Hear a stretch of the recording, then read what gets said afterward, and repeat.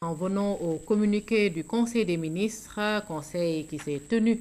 ce jeudi donc au Palais de la République, lecture avec Cheikh Bamba Gueye. Le Conseil des ministres s'est réuni le jeudi 2 mai 2013 au Palais de la République sous la présidence du chef de l'État, son Excellence M. Macky Sall. À l'entame de sa communication, le président de la République a renouvelé ses félicitations ainsi que ses encouragements à l'ensemble des travailleurs du Sénégal et a réaffirmé sa détermination à prendre en charge avec le gouvernement leurs préoccupations légitimes et plus généralement celles de tous nos compatriotes.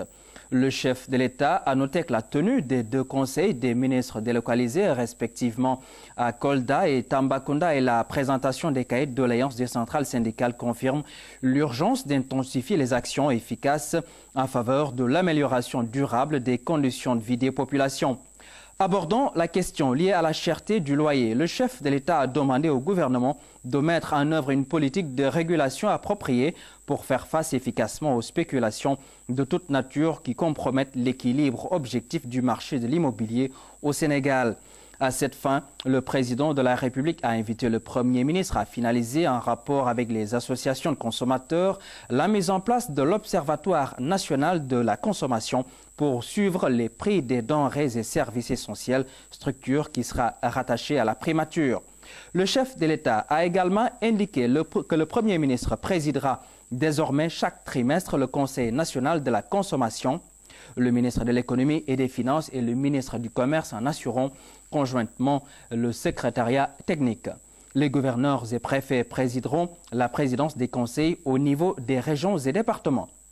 Par ailleurs, le président de la République a demandé au Premier ministre d'engager la restructuration opérationnelle de l'Agence de régulation des marchés ARM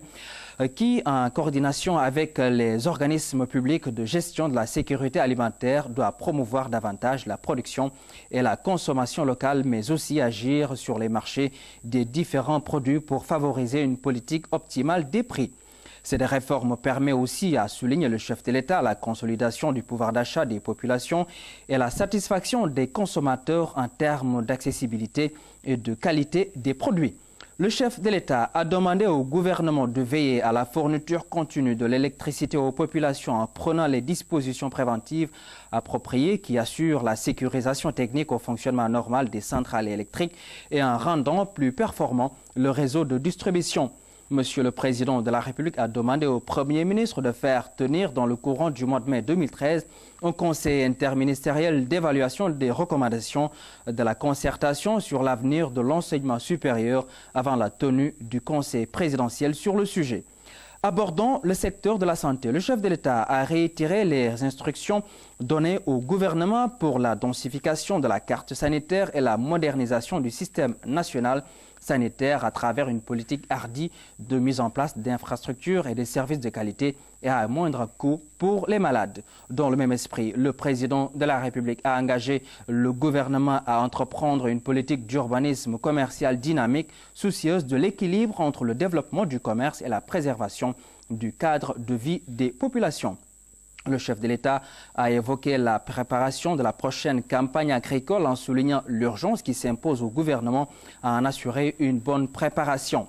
Au vu de l'imminence de l'hivernage, le président de la République a invité le gouvernement à veiller de façon particulière au respect des instructions relatives au quota de 70 000 tonnes de semences d'arachide pour la campagne 2013-2014, des engrais et surtout de veiller à la mise en œuvre de l'important programme d'équipement en matériels agricoles. Situant son intervention dans une perspective de rendre opérationnels tous les engagements souscrits en faveur des régions lors des conseils délocalisés, le président de la République a invité le gouvernement à convertir les programmes régionaux de développement en projets d'action stratégique de l'État dans les régions PASER qui doivent être déclinés dans chaque département en projet d'action stratégique de l'État dans les départements PASED ainsi que tous les autres programmes régionaux de développement. Le PASER devra être élaboré sous la forme d'un document de référence privilégiant une logique d'objectifs et de mesures de performance et fonctionnant comme un instrument de territorialisation opérationnelle des politiques publiques de l'État.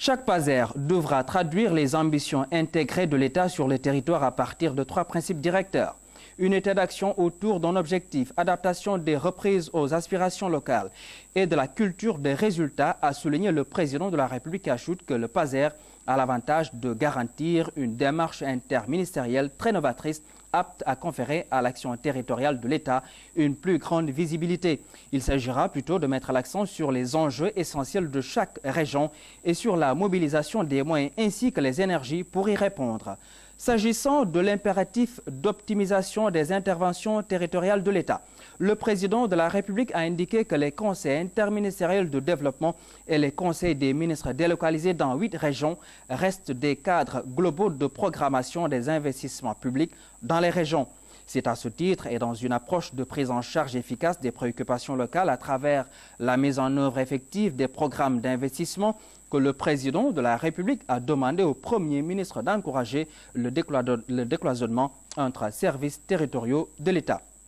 À la suite du président de la République, le Premier ministre a, dans sa communication, rendu compte au Conseil des activités gouvernementales, en mettant en particulier l'accent sur les réunions interministérielles qu'il a présidées au cours de la semaine écoulée. Réunions interministérielles sur les inondations, réunions interministérielles sur le suivi des projets, réunion interministérielle sur le pouvoir d'achat, réunion interministérielle sur la Société africaine de raffinage, SAR, réunion interministérielle sur la campagne agricole et à la préparation de la campagne 2013-2014. S'agissant précisément du lancement de la stratégie de partenariat de la Banque mondiale, le Premier ministre a indiqué au Conseil que la nouvelle stratégie de la Banque d'un montant de 302,5 milliards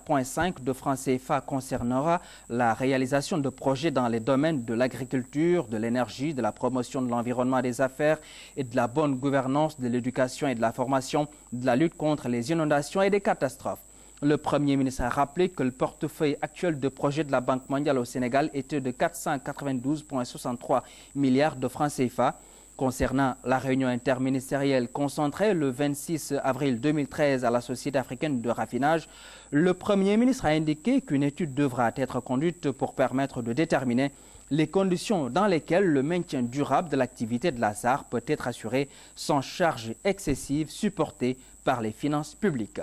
Enfin, le Premier ministre a rendu compte au Conseil du lancement du premier festival international de promotion des produits locaux et de la cuisine africaine Afro-Eats 2013. Cette rencontre, a souligné le Premier ministre, est une démarche novatrice qui offre l'opportunité à nos pays de favoriser la transformation, la commercialisation et la consommation à plus grande échelle des produits du terroir. Le ministre des Affaires étrangères et des Sénégalais de l'extérieur a fait au Conseil une communication sur la situation politique internationale en mettant l'accent sur les crises sous-régionales. Le ministre de la Justice, Garde des Sceaux, a présenté au Conseil une note conceptuelle sur la conception, l'élaboration et l'adoption de la loi spéciale complétant la loi du 27 décembre 2012 portant code de transparence dans la gestion des finances publiques et transposant dans le droit sénégalais la directive de l'UEMOA numéro 1/2009 CM.